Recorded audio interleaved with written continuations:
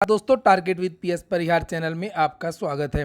चूंकि UP triple SC के सारे अपडेट्स आपको इस चैनल के माध्यम से दिए जाते हैं, उसी क्रम में आज की इस वीडियो में हम लोग बात करेंगे यूपी ट्रिपल एससी से जारी हुए आज के नोटिफिकेशन की। तो वीडियो को जल्दी से लाइक कर दें, शेयर कर दें और जिन छात्रों ने चैनल को अभी भी सब्सक्राइब ना किया हो तो जल्दी से सब्सक्राइब कर लें, ताकि आप लोगों को भी इसी प्रकार ऑथेंटिक अपडेट सबसे पहले मिलते रहें। यूपी ट्रिपल एससी की ऑफिशियल वेबसाइट है ये, जिसे आप लोग यहाँ पर देख सकते हैं। और यहाँ पर आज एक नोटिफिकेशन जारी हुआ है, आज की डेट पड़ी हुई है, यहाँ पर देख सकते हैं 28 जून, और ये विज्ञापन संख्या 04/2022। यूपी ट्रिपल एससी पीईटी की एक भी भर्ती अभी तक पूरी नहीं हो पाई है और पीईटी जो है दोबारा शुरू हो गई है। सबसे बड़ी सोचने वाली बात है, और विद्यार्थी उत्साहित होते हैं, चाहे टीईटी हो, चाहे सीटीईटी हो, चाहे पीईटी हो, लेकिन भर्ती नहीं आती है, भर्ती कोई भी पूरी नहीं हो पा रही है। खैर, हम लोग बात करते हैं पीईटी के नए वाले नोटिफिकेशन की। पीईटी का जो नया नोटिफिकेशन है वो आज जारी हो गया है। समाचार पत्रों के माध्यम से दावा किया गया था कि पीईटी से 60,000 भर्तियां होंगी आने वाले 5 सालों में। बहुत सारी भर्तियां निकलेंगी और यहाँ पर इसका पूरा का पूरा जो विस्तृत विवरण है, सारा का सारा विवरण इसमें दिया गया। मैं सारे विवरण के बारे में जानकारी दूंगा। वीडियो छोटा ही रहेगा, लेकिन आप लोग पूरा देखिए, लाइक भी करिए। क्या क्या बदलाव हुए इसके बारे में भी चर्चा हम लोग करेंगे। यहाँ पर 28 तारीख आज से विद्यार्थी आवेदन शुरू कर सकते हैं पीईटी 2 के लिए, 2022 वाले के लिए। और पीईटी के द्वारा ही समूह की जो भर्तियां वो उत्तर प्रदेश सरकार के द्वारा होंगी, इसलिए किसी भी मुगालते में ना रहे। सभी विद्यार्थी पीईटी की तैयारी करें। पिछली बार बहुत सारे विद्यार्थी इसलिए पीईटी में आवेदन नहीं कर पाए थे कि उन्हें लगता था कि एएनएम की भर्तियां और आईटी इंस्ट्रक्टर की भर्तियां, एएसओ की भर्तियां, बहुत सारी ऐसी भर्तियां हैं जो इसमें नहीं आएंगी, लेकिन पीईटी के दायरे में सारी भर्तियां आ गई हैं। खैर, जो यहाँ पर लिखा है कि आवेदन की जो लास्ट डेट 27 जुलाई है, और यहाँ पर शुल्क समायोजन और आवेदन में अंतिम संशोधन की तिथि है वो 3 अगस्त रखी गई है।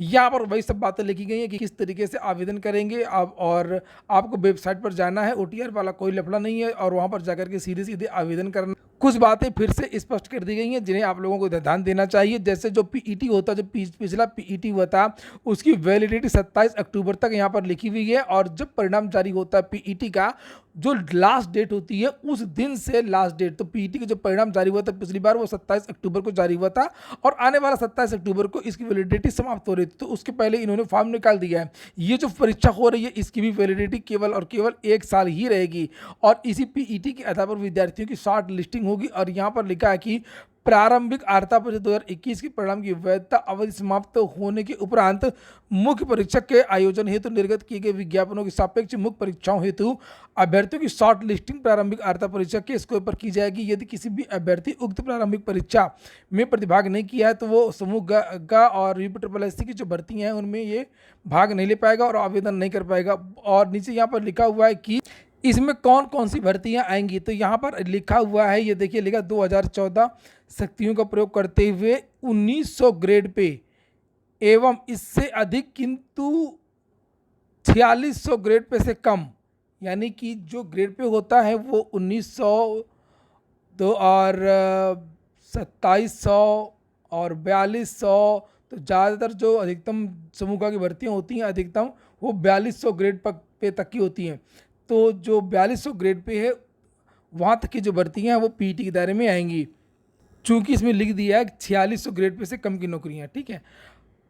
और हालांकि 2400 ग्रेड पे इत्यादि भी होता है। और नीचे यहाँ पर लिखा कि रजिस्ट्रेशन, फोटो वगैरह इसके बारे में जानकारी दी गई है। आगे हम लोग और देखते हैं, उम्र सीमा के बारे में जानकारी दी गई है कि जो उत्तर प्रदेश में जो उम्र सीमा होती है वही यहाँ पर भी रखी गई है। 18 से 40 वर्ष तक की आयु वाले विद्यार्थी इसमें आवेदन कर सकते हैं। एससी, एसटी, ओबीसी वगैरह को जिस तरीके से यूपी में छूट दिया जाता है तो वो छूट भी दी गई है। फॉर्म किस में फ़ोटो किस तरीके का लगानी है उसके बारे में जानकारी दे दी गई है।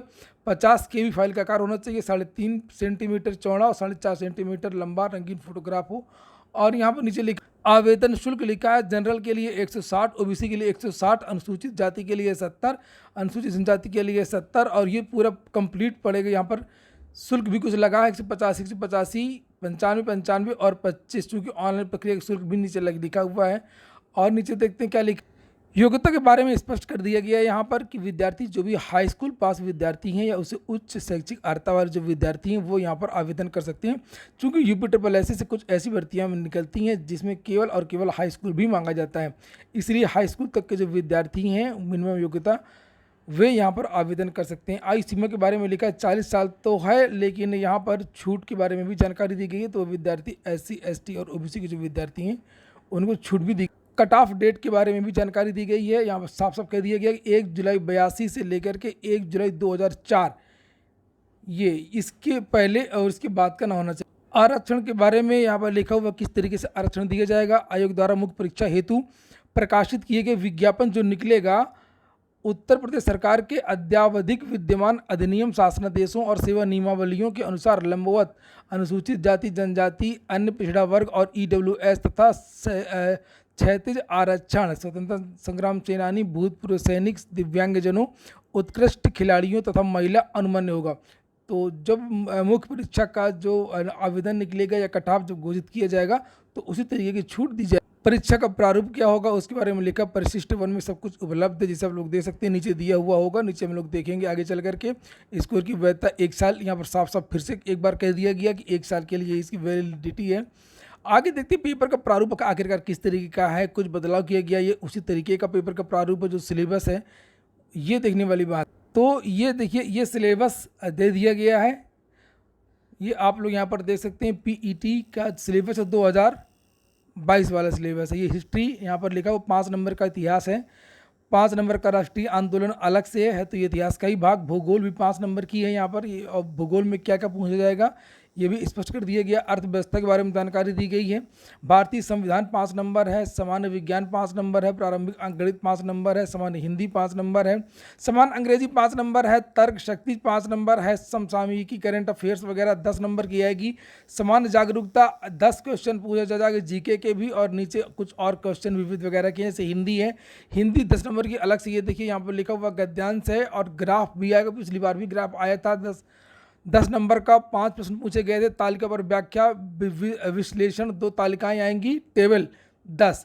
तो ये लगभग उसी तरीके का सिलेबस है जिस तरीके का पिछली बार का था। टोटल यहाँ पर लिखा कि सभी प्रश्न वस्तुनिष्ठ प्रकृति के होंगे और बहुविकल्पीय प्रश्न ही होंगे जिस तरीके से पिछला पेपर हुआ था। यहाँ पर नीचे लिखा है कि निगेटिव मार्किंग स्पष्ट कर दी गई है कि 1/4 की निगेटिव मार्किंग भी रहेगी। पिछली बार भी निगेटिव मार्किंग। और यहाँ पर यह भी बताया गया है कि शैक्षिक विषयों से संबंधित प्रश्नों का कठिनाई स्तर जो होगा वो NCERT द्वारा निर्धारित सेकेंडरी सीनियर सेकेंडरी स्तर का होगा। तो 12वीं की जो पुस्तकें NCERT की वो आपके लिए लाभप्रद हो सकती हैं और इसके स्तर के बारे में यही जानकारी दी गई। तो ठीक है दोस्तों, फिलहाल PET का जो नोटिफिकेशन है वो जारी हो गया है और इस PET के बाद में कुछ खास परीक्षाओं का विद्यार्थियों को इंतजार है, जिनमें से एक परीक्षा तो जूनियर असिस्टेंट की है। दूसरी परीक्षा लगभग 1200-1300 पद हो सकते हैं। पहले तो 800 पदों का अधियाचन आया था लोअर, दूसरी लोअर की भर्ती है और जानकारी मिल रही है कि पदों की संख्या 1200 से ज़्यादा हो सकती है। पहले ये संख्या 800 थी। कुछ और पदों का जो अधियाचन है वो आया है और इसके साथ में वीडियो की एक और नई भर्ती है, लेखपाल की एक और नई भर्ती है। लगभग 4000 पदों के लिए भर्ती होगी और इसी PET के बाद में कुछ आपको और भी भर्तियां देखने को मिल सकती हैं। ये हो गया आज का वीडियो। पूरा वीडियो सुनने के लिए बहुत बहुत धन्यवाद।